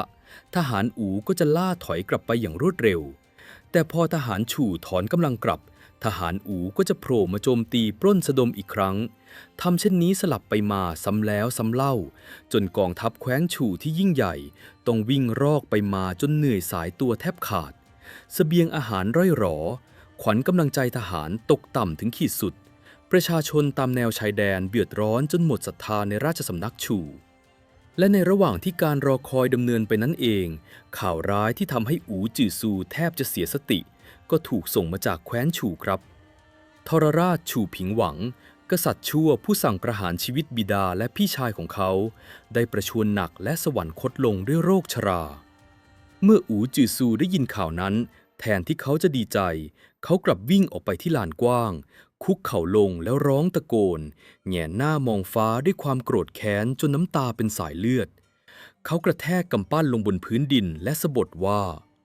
สวรรค์ลำเอียงฉะไหนจึงปล่อยให้กษัตริย์ชั่วผู้นี้ได้ตายอย่างสงบบนเตียงนอนฉะไหนจึงไม่เหลือลมหายใจของมันไว้ให้ข้าเป็นผู้ลงมือสับเนื้อหนังมันด้วยมือของข้าเองการตายของชูผิงหวังไม่ได้ทำให้ไฟแค้นของอูจือซูดับสนิทแต่มันกลับเติมเชื้อเพลิงให้ลุกโชนยิ่งกว่าเดิมเขาปฏิญาณว่าแม้ชูผิงหวังจะตายไปแล้วแต่หนี้เลือดของตระกูลอูจะต้องถูกชำระด้วยการกวาดล้างราชวงศ์ชูให้สิ้นซากกษัตริย์องค์ใหม่ที่ขึ้นครองราชย์คือชูเจ้าหวังซึ่งเป็นบุตรชายที่เกิดจากองค์หญิงแคว้นฉินที่ชูผิงหวังแย่งชิงมาจากรัชทายาทในอดีตนั่นเองแคว้นชูในยุคของชูเจ้าหวังตกอยู่ในความอ่อนแอขุนนางกังฉินแย่งชิงอำนาจกันเองแม่ทัพใหญ่ที่กุมอำนาจทหารคือนางหว่าผู้ซึ่งมีความโลภและหยิ่งยโสในที่สุดเวลาที่ซุนวูและอูจือซูรอคอยก็มาถึงเมื่อปีที่506ก่อนคริสตกาลกษัตริย์เหอลุวีได้มีราชองค์การประกาศศึกครั้งประวัติศาสตร์กองทัพแคว้นอูที่ถูกฝึกฝนมาอย่างหนักนับหมื่นนายได้ถูกจัดแบ่งออกเป็น5 ทัพใหญ่นี่คือที่มาของยุทธการ5 ทัพถล่มพยัคฆ์แดนใต้ครับกษัตริย์เหอลุวีทรงนำทัพหลวงด้วยพระองค์เองโดยมีซุนวูเป็นเสนาธิการใหญ่ผู้วางแผนการรบและมีอูจือซูเป็นแม่ทัพหน้าผู้นำทางซุนวูไม่ได้เลือกใช้เส้นทางบุกตามปกติที่แคว้นฉู่ตั้งรับไว้อย่างแน่นหนาแต่เขาใช้แผนยืมทางพรางตาโดยไปผูกมิตรกับแคว้นเล็กๆอย่างแคว้นไช่และแคว้นถังซึ่งถูกแคว้นฉู่กดขี่มานานกองทัพทั้ง5 ทัพของแคว้นอูเดินทัพลัดเลาะไปตามเส้นทางลับที่ไม่มีใครคาดคิดข้ามแม่น้ำหวยและเจาะทะลวงเข้าสู่ใจกลางดินแดนแคว้นฉู่ราวกับผีพุ่งใต้ทหารอูละทิ้งเรือรบและเสบียงหนักบนบกเพื่อแสดงความเด็ดเดี่ยวว่าศึกครั้งนี้หากไม่ชนะก็จะไม่ขอมีชีวิตรอดกลับมานี่คือจิตวิทยาการทุบหม้อข้าวตีเมืองที่ทำให้ทหารอูฮึกเหิมถึงขีดสุดเมื่อข่าวการบุกทะลวงของกองทัพอูไปถึงเมืองหลวงของแคว้นฉู่ราชสำนักก็เกิดความโกลาหลอย่างหนักกษัตริย์ชูเจ้าหวังสั่งให้นางหว่าแม่ทัพใหญ่นำกองทัพนับแสนนายออกไปสกัดกั้นกองทัพอันมหาศาลของทั้ง2 ฝ่ายได้เผชิญหน้ากันที่สมรภูมิปัวจุ้ยดินแดนที่จะกลายเป็นลานประหารที่นองเลือดที่สุดในประวัติศาสตร์ตอนใต้แม่ทัพนางหว่าของแคว้นฉู่นั้นมีกำลังพลมากกว่ากองทัพอูหลายเท่าตัวเขาตั้งค่ายอย่างยิ่งใหญ่และมั่นใจว่าจะบดขยี้กองทัพอูได้อย่างง่ายดายขุนพลรองของนางหว่านามว่าเซินอินซุยได้เสนอแผนการรบที่ชาญฉลาดโดยขอให้นางหว่าตั้งรับปักหลักต้านทานทหารอู่ไว้ส่วนตนเองจะนำกองทัพม้าลอบไปตลบหลังเพื่อเผาทำลายเรือและเสบียงของทหารอู่ให้สิ้นซากหากแผนนี้สำเร็จกองทัพอู่ที่ไร้ทางถอยจะต้องอดตายและพ่ายแพ้อย่างแน่นอนแต่ท่านผู้ฟังครับความพินาศมักเกิดจากความโลภของมนุษย์เสมอนางหว่าผู้มีจิตใจคับแคบและละโมบในชื่อเสียงเกรงว่าหากเซินอินซุยทำตามแผนนี้สำเร็จความดีความชอบทั้งหมดจะตกเป็นของขุนพลรองนางหว่าจึงดื้อรั้นปฏิเสธคำแนะนำและตัดสินใจสั่งให้กองทัพฉู่ทั้งหมดเคลื่อนพลบุกตะลุยเข้าโจมตีกองทัพอูแบบซึ่งหน้าเพื่อหวังจะรวบยอดความชอบไว้แต่เพียงผู้เดียว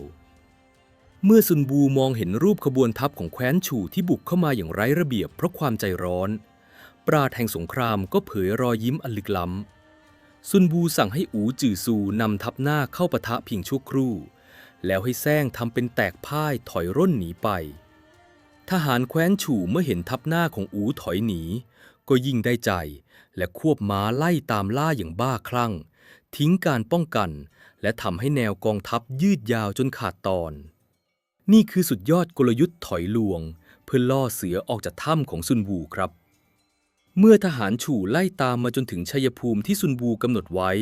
ซึ่งเป็นหุบเขาและที่ราบแคบๆสัญญาณกลองรบของแคว้นอูก็ดังกึกก้องกำปนาตไปทั่วฟ้าดินกองทัพอีก4 ทัพที่ดักซุ่มรออยู่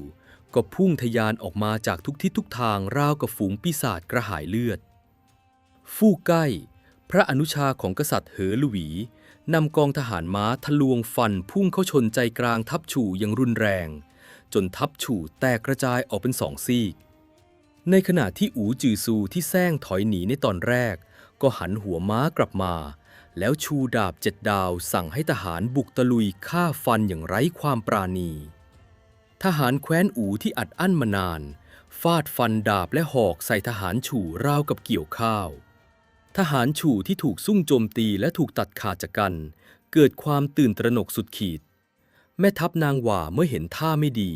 ก็สวมวิญญาณคนขี้ขลาดทิ้งกองทัพลูกน้องนับแสนให้เผชิญชะตากรรม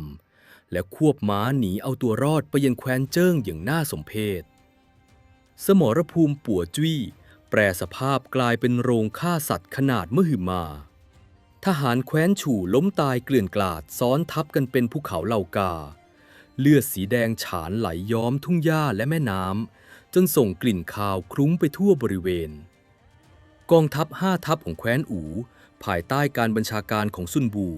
ได้สร้างปาฏิหาริย์ในการใช้ทหารน้อยชนะทหารมากทำลายล้างกองทัพหลักของมหาอำนาจแดนใต้จนพินาศยับเยินไม่มีชิ้นดีเมื่อประการด่านสุดท้ายถูกทำลายกองทัพแคว้นอูก็เคลื่อนพลประดุจพายุเฮอริเคนมุ่งหน้าบุกทะลวงเข้าสู่เมืองอิงซึ่งเป็นเมืองหลวงและศูนย์กลางอำนาจของแคว้นฉู่กำแพงเมืองที่เคยสูงตระหง่านและไม่เคยมีศัตรูหน้าไหนกล้าล่วงล้ำบัดนี้ถูกกองทัพอูพังทลายลงอย่างน่ายดายกษัตริย์ฉู่จะหวังที่ยังอยู่ในวัยหนุ่มต้องรีบเก็บข้าวของและพาสนมนางในลอบหลบหนีออกจากพระราชวังในยามวิกาลทิ้งแผ่นดินและประชาชนของตนเองให้เผชิญหน้ากับความโกรธแค้นของผู้รุกรานท่านผู้ฟังครับภาพที่สะเทือนอารมณ์ที่สุดในยุทธการครั้งนี้ได้ปรากฏขึ้นที่หน้าประตูเมืองอิงเมื่ออูจือซูแม่ทัพหน้าแห่งแคว้นอูควบม้าศึกเดินนำหน้ากองทัพเข้าสู่เมืองหลวงที่เขาคุ้นเคยบรรยากาศรอบข้างเต็มไปด้วยซากปรักหักพังและเปลวเพลิงที่กำลังเผาผลาญบ้านเมืองอูจือซูทอดสายตามองไปรอบๆเมืองที่เขาเคยวิ่งเล่นในวัยเด็กเมืองที่บิดาและพี่ชายของเขาเคยรับใช้ด้วยความซื่อสัตย์และเมืองที่เขาต้องสมสารหลบหนีออกมาเยี่ยงสุนัขจรจัดบัดนี้เขาได้กลับมาแล้วครับเขาไม่ได้กลับมาในฐานะขอทานหรือนักโทษหลบหนีแต่เขากลับมาในฐานะผู้พิชิตผู้ทรงอำนาจที่สุดที่สามารถชี้เป็นชี้ตายทุกชีวิตในเมืองหลวงแห่งนี้ได้ทหารแคว้นฉู่ที่เหลือรอดและชาวเมืองต่างพากันคุกเข่าก้มหน้าตัวสั่นเทาอยู่ริมถนนไม่มีใครกล้าสบตากับบุรุษผมขาวผู้มีรังสีอำมหิตแผ่กระจายอยู่รอบตัวอูจือซูควบม้าตรงเข้าไปยังพระราชวังหลวงที่โออาเขาเดินย่ำก้าวเข้าไปในท้องพระโรงที่ซึ่งบิดาของเขาเคยถูกพิพากษาอย่างอายุติธรรมเขามองดูบัลลังก์ทองคำที่บัดนี้ว่างเปล่าไร้เงาของกษัตริย์ความรู้สึกมากมายตีรวนอยู่ในอกทั้งความสะใจความโศกเศร้าและความว่างเปล่าแต่ภารกิจแห่งความพยาบาทของเขายังไม่จบสิ้นครับเมื่อเขาสืบทราบว่าทรราชชูผิงหวังได้ตายไปแล้วและศพถูกฝังอยู่ในสุสานหลวงที่ได้รับการปกป้องอย่างแน่นหนาดวงตาของอูจือซูก็วาวโรจน์ไปด้วยความคลุ้มคลั่งเขาตระหนักว่าหากเขาไม่สามารถชำระแค้นกับชูผิงหวังตอนที่มีชีวิตได้เขาก็จะขอชำระแค้นกับร่างที่ไร้วิญญาณของมันนี่แหละเรื่องราวความบ้าคลั่งที่โลกต้องตกตะลึงกำลังจะบังเกิดขึ้นแล้วครับอูจือซูจะทำอย่างไรกับสุสานของกษัตริย์ฉู่และการชำระหนี้เลือดที่ข้ามเขตแดนระหว่างคนเป็นและคนตายจะโหดเหี้ยมขนาดไหน เตรียมพบกับฉากประวัติศาสตร์ที่สะเทือนขวัญที่สุดในพาร์ท 5 ครับ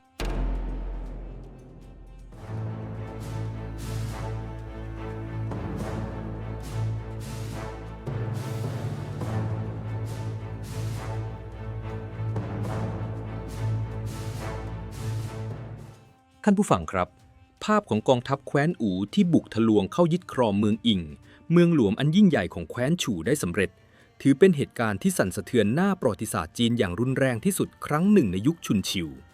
กำแพงเมืองที่เคยเป็นด่างปราการเหล็ก บัดนี้เหลือเพียงซากปรักหักพัง และควันไฟที่พวยพุ่งขึ้นสู่ท้องฟ้า กษัตริย์ฉู่เจ้าหวังต้องทิ้งบัลลังก์และหลบหนีหัวซุกหัวซุนออกไปจากเมือง ทิ้งให้ราษฎรและขุนนางที่เหลือรอดต้องคุกเข่าซิโรราบต่อแทบเท้าของผู้ชนะสำหรับกษัตริย์เหอหลูวีและแม่ทัพซุนวูนี่คือจุดสูงสุดของเกียรติยศและชัยชนะทางการทหารที่สมบูรณ์แบบที่สุดแต่สำหรับบุรุษผมขาวนามว่าอู๋จือซูชัยชนะในสมรภูมิรบกลับไม่ได้ช่วยดับไฟแค้นที่แผดเผาอยู่ในอกของเขาลงได้เลยแม้แต่น้อยครับเมื่ออู๋จือซูก้าวเท้าเข้าไปในท้องพระโรงของแคว้นฉู่สถานที่ซึ่งบิดาและพี่ชายของเขาเคยถูกพิพากษาอย่างอายุติธรรมเขามองไม่เห็นความรุ่งโรจน์ใดๆมีเพียงความว่างเปล่าและความโกรธเกรี้ยวที่รอวันปะทุเพราะเป้าหมายสูงสุดในชีวิตของเขาทรราชชูผิงหวังได้ชิงสวรรคตหนีความผิดลงหลุมไปก่อนหน้านี้แล้วในความเชื่อของคนจีนโบราณความตายคือจุดสิ้นสุดของการชดใช้กรรมเมื่อคนตายไปแล้วความโกรธแค้นทั้งปวงควรจะถูกฝังกลบไปพร้อมกับโลงศพการเคารพศพและหลุมฝังศพถือเป็นจารีตประเพณีที่ศักดิ์สิทธิ์ที่สุดหากใครบังอาจล่วงละเมิดหลุมศพถือเป็นการท้าทายสวรรค์และเป็นความผิดที่ไม่อาจให้อภัยได้แต่ท่านผู้ฟังครับสำหรับผู้ชายที่สูญเสียทุกสิ่งทุกอย่างผู้ที่ต้องทนทุกข์ทรมานหนีตายเยี่ยงสุนัขจรจัดและต้องแก่ชราลงนับ10 ปีเพียงชั่วข้ามคืนกฎเกณฑ์แห่งสวรรค์และศีลธรรมจรรยาใดๆล้วนไม่มีความหมายอีกต่อไปอู๋จือซูยืนตระหง่านอยู่กลางท้องพระโรงดวงตาที่แดงก่ำดุจสัตว์ร้ายจ้องมองไปยังเหล่าขุนนางแคว้นฉู่ที่ถูกจับเป็นเฉลยเขาตะโกนด้วยน้ำเสียงที่ดุดันและเย็นเยียบจนทุกคนต้องขนลุกสู้ว่าชูผิงหวังอยู่ที่ไหน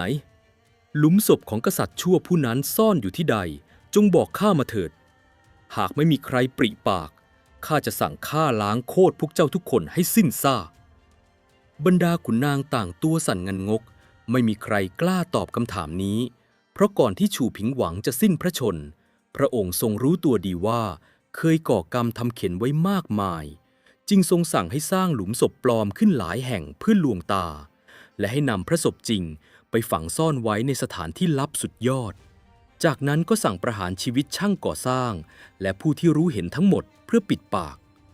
ความลับเรื่องสุสานของชูผิงหวังจึงดำมืดราวกับจมอยู่ใต้บาดาลแต่อู๋จือซูไม่ยอมแพ้ครับเขาออกคำสั่งให้ทหารแคว้นอู๋พลิกแผ่นดินเมืองอิงเพื่อค้นหาสุสานหลวงให้จงได้ทหารนับหมื่นคนถือจอบและเสียมขุดค้นตามภูเขาและป่าลึกทุกแห่งที่มีร่องรอยต้องสงสัยการค้นหาดำเนินไปอย่างบ้าคลั่งยาวนานหลายวันจนกระทั่งสวรรค์เปิดทางให้ความพยาบาทได้ทำหน้าที่ของมันมีข้าราชบริพารชราคนหนึ่งที่เคยทำงานในสุสานและรอดตายมาได้อย่างบุดหวิดทนเห็นการทรมานชาวเมืองไม่ไหวจึงยอมเปิดปากสารภาพและนำทางอู๋จือซูไปยังสถานที่ซ่อนพระศพที่แท้จริงสถานที่นั้นอยู่ลึกลงไปใต้ทะเลสาบแห่งหนึ่งนอกเมืองหลวงครับ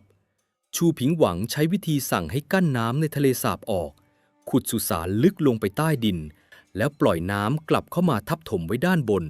เพื่อไม่ให้ใครหาพบตลอดกาลอู๋จือซูสั่งให้ทหารเกณฑ์ชาวบ้านมาช่วยกันวิทน้ำและขุดดินโคลนเหล่านั้นออกทันที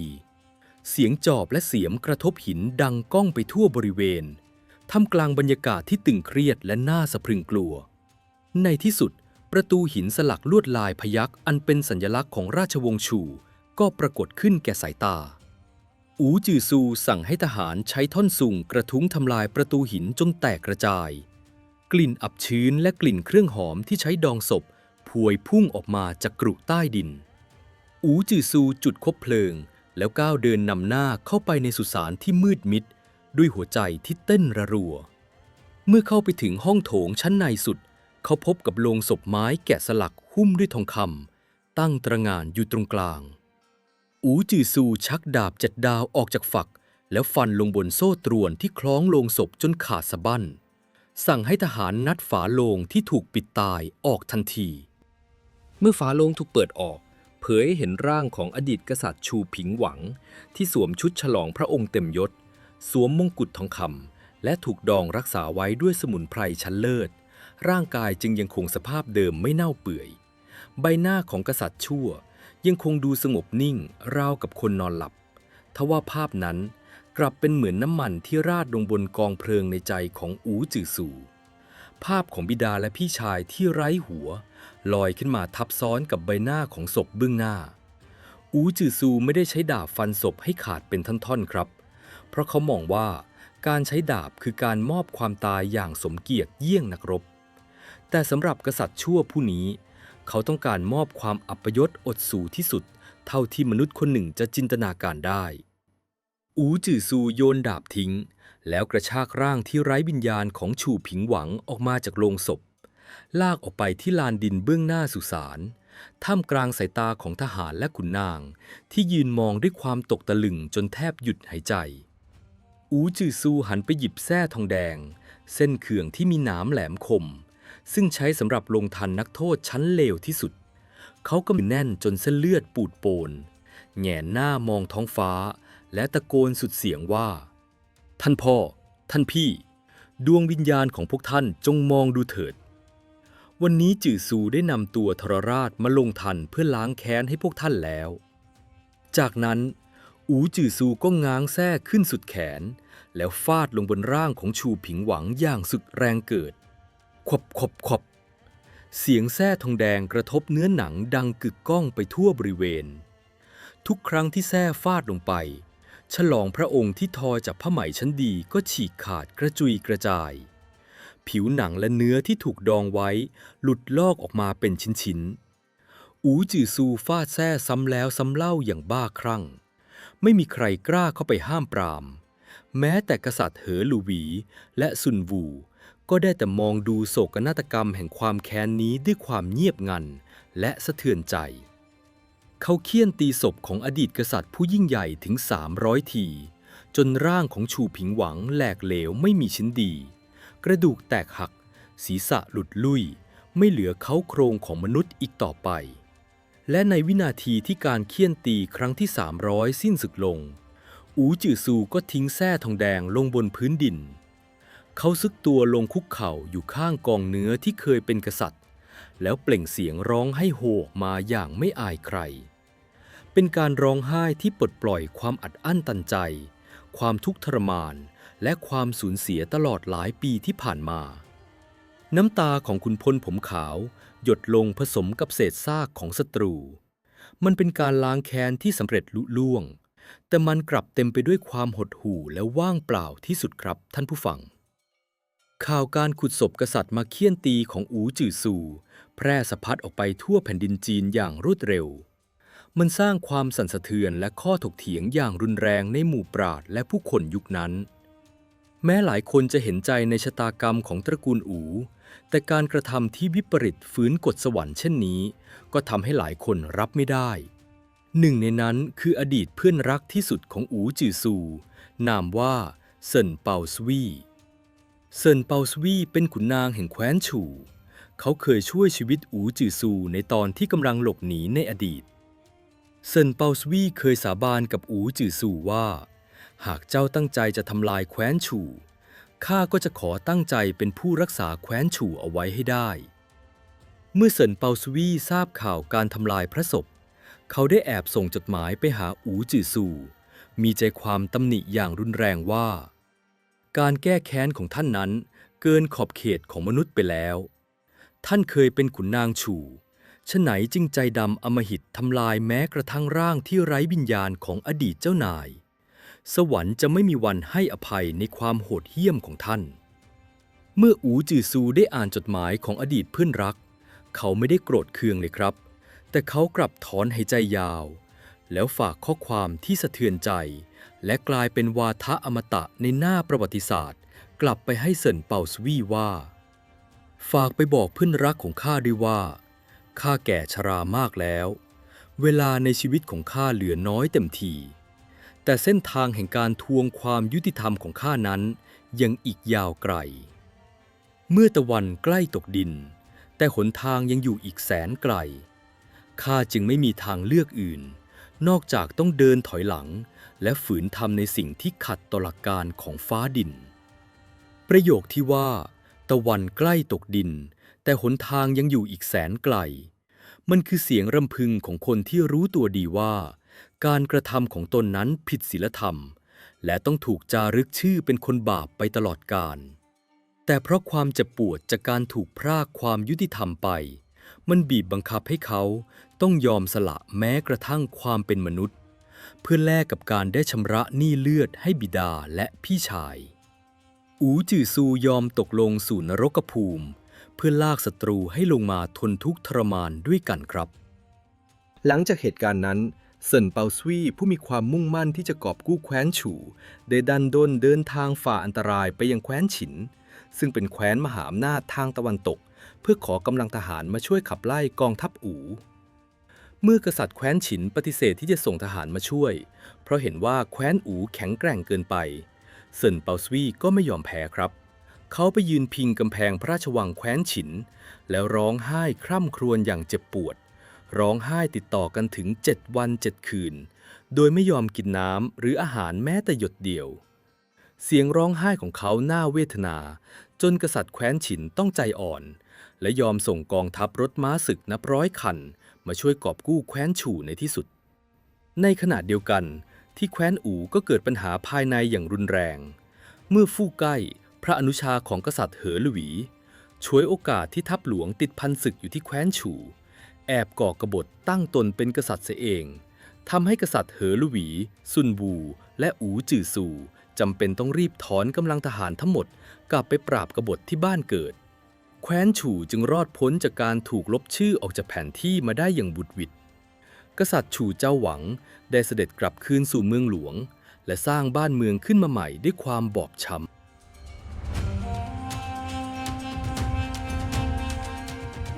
มหาศึก5 ทัพถล่มพยัคฆ์แดนใต้และการแก้แค้นที่บ้าคลั่งที่สุดในประวัติศาสตร์ได้ปิดฉากลงแล้วครับท่านผู้ฟังอูจือซูได้ทำตามคำสาบานที่ให้ไว้กับผืนดินสำเร็จลุล่วงเขาล้างแค้นให้วงตระกูลได้สำเร็จแต่คำถามที่ยังคงค้างคาอยู่ในใจของนักประวัติศาสตร์และผู้คนมาจนถึงทุกวันนี้ก็คือการแก้แค้นที่ต้องแลกมาด้วยชีวิตผู้บริสุทธิ์นับหมื่นแสนและต้องทำลายจิตวิญญาณความเป็นมนุษย์ของตนเองจนป่นปี้มันคือชัยชนะที่แท้จริงหรือเป็นเพียงโศกนาฏกรรมที่ซ้อนทับกันไม่มีวันสิ้นสุดกันแน่เพื่อหาคำตอบนี้เราจะไปเจาะลึกมิติทางจิตวิทยาของความแค้นและเส้นแบ่งระหว่างความยุติธรรมกับความโหดเหี้ยมกันในช่วง Exclusive Analysis ครับขอให้ท่านผู้ฟังเตรียมตัวให้พร้อมแล้วก้าวเข้าสู่การถอดรหัสจิตใจมนุษย์ในพาร์ท 6 กันเลยครับผม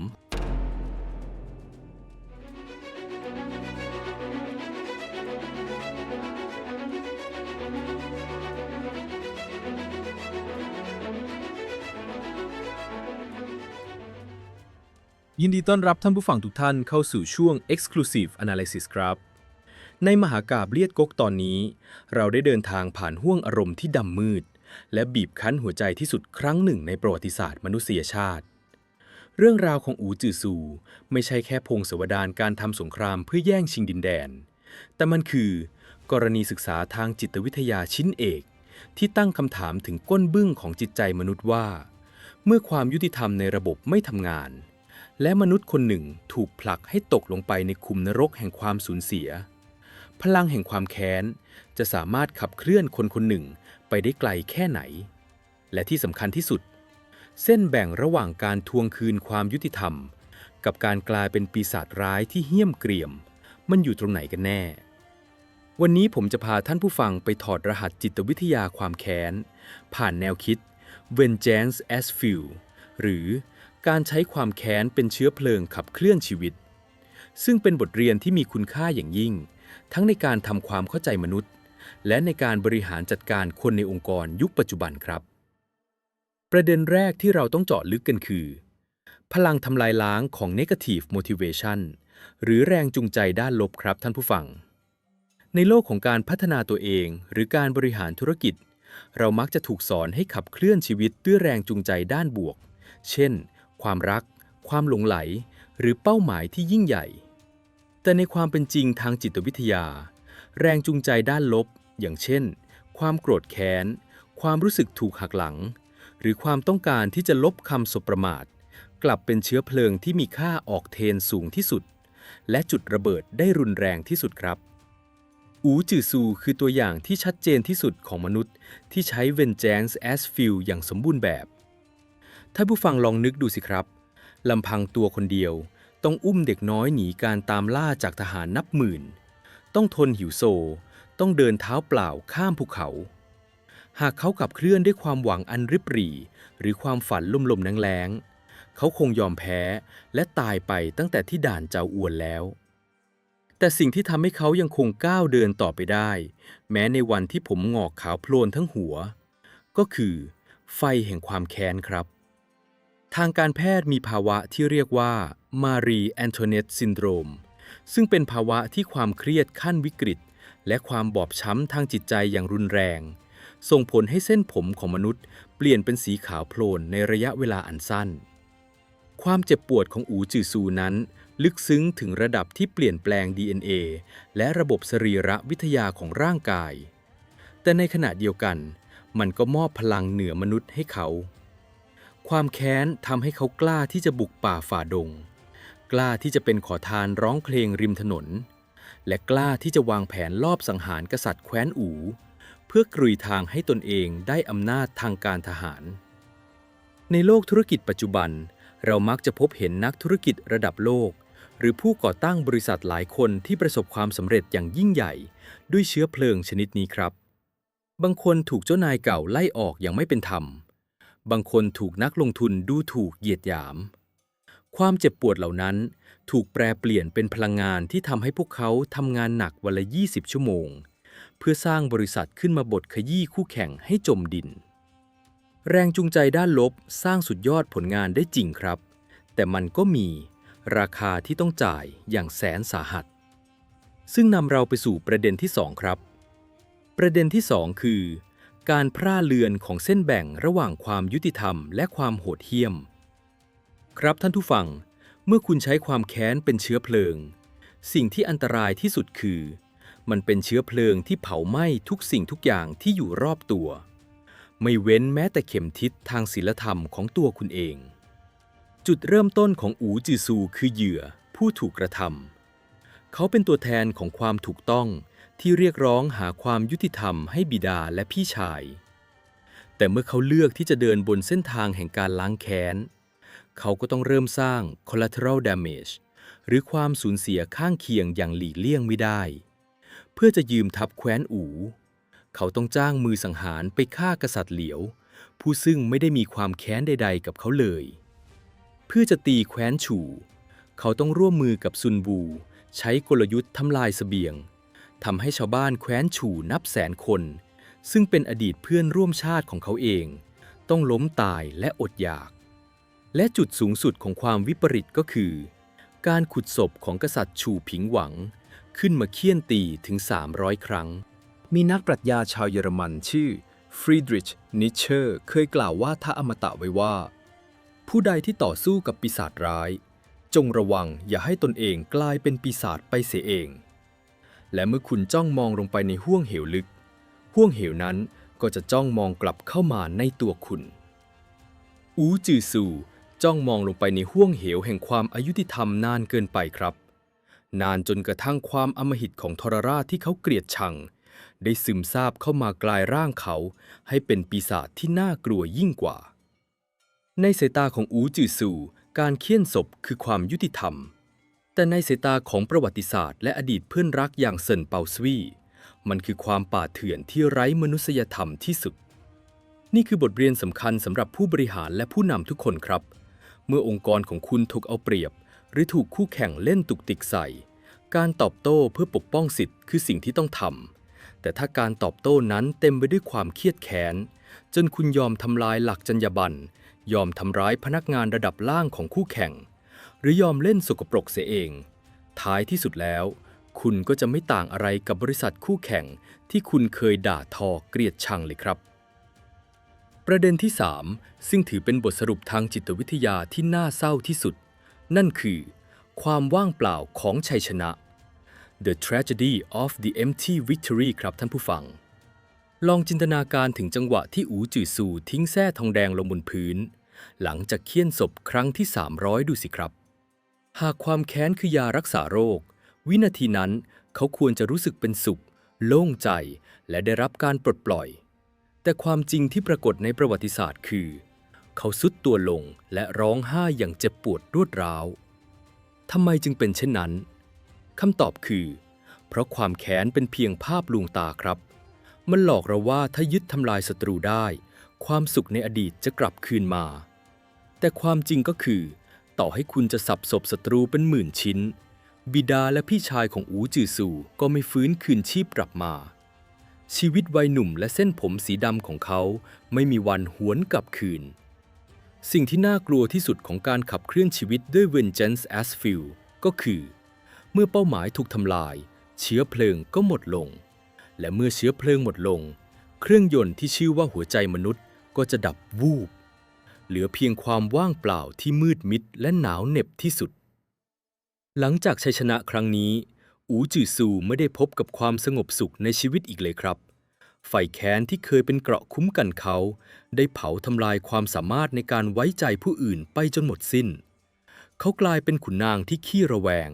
แข็งกร้าวและมองเห็นศัตรูอยู่ทุกคนทุกแห่งซึ่งอุปนิสัยนี้แหละครับที่จะกลายเป็นหอกที่ย้อนกลับมาทิ่มแทงตัวเขาเองในยุคของกษัตริย์องค์ต่อไปแห่งแคว้นอู่ประเด็นสุดท้ายที่เราต้องพูดถึงในมุมมองของการบริหารจัดการก็คือการรับมือกับพนักงานหรือผู้นำที่ขับเคลื่อนด้วยความแค้นครับกษัตริย์เหอหลูวีและแม่ทัพซุนวูทรงฉลาดหลักแหลมมากที่มองเห็นไฟแค้นในตัวอูจือซูแล้วนำมันมาใช้ประโยชน์พวกเขาไม่ได้ให้อูจือซูวางแผนยุทธศาสตร์ทั้งหมดเพียงคนเดียวเพราะรู้ว่าคนที่มีความแค้นบังตามักจะตัดสินใจอย่างใจร้อนและดุดันเกินไปซุนวูจึงเข้ามาเป็นผู้ดึงจังหวะเป็นคนควบคุมเบรกและพวงมาลัยโดยปล่อยให้อูจือซูทำหน้าที่เป็นเพียงเครื่องยนต์ที่คอยเร่งความเร็วในองค์กรของคุณหากคุณรับพนักงานระดับหัวกะทิที่เพิ่งลาออกมาจากบริษัทคู่แข่งด้วยความเจ็บแค้นพนักงานคนนี้จะมีไฟในการทำงานสูงมากเขาพร้อมจะทำยอดขายทะลุเป้าเพื่อเหยียบหน้าเจ้านายเก่าแต่ในฐานะผู้นำคุณต้องระวังให้ดีครับอย่าปล่อยให้เขามีอำนาจตัดสินใจในเรื่องละเอียดอ่อนตามลำพังเพราะความแค้นอาจทำให้เขาสร้างศัตรูไปทั่วหรือทำลายความสัมพันธ์ระยะยาวของบริษัทได้คุณต้องมีคนที่มีสติปัญญาเยือกเย็นแบบซุนวูคอยประกบเพื่อดึงสติและแปลงพลังงานด้านลบนั้นให้กลายเป็นผลงานที่สร้างสรรค์และอยู่ภายใต้กรอบจริยธรรมของบริษัทครับ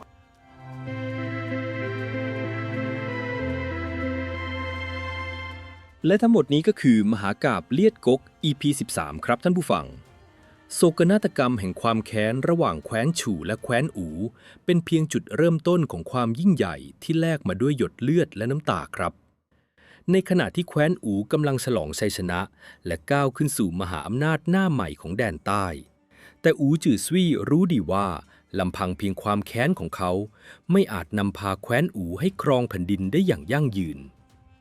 ท่ามกลางกระแสสงครามที่กำลังเชี่ยวกรากอูจือซวี่ได้พบกับยอดอัจฉริยะผู้หนึ่งที่เร้นกายอยู่ในป่าเขาบุรุษผู้ถือม้วนตำราไม้ไผ่ที่บันทึกศาสตร์แห่งชัยชนะที่โลกไม่เคยพบเห็นมาก่อนบุรุษผู้นั้นมีนามว่าซุนวูครับในตอนหน้าเราจะไปทำความรู้จักกับเจ้าของตำนานพิชัยสงคราม13 บทผู้ที่จะมาเปลี่ยนกองทัพแคว้นอูให้กลายเป็นเครื่องจักรสังหารที่ไร้ผู้ต้านทานพบกับวีรกรรมการฝึกนางกำนันอันลือลั่นและกลยุทธ์การทำศึกที่รวดเร็วดุจลมพัดพินาศดุจไฟบรรลัยกัน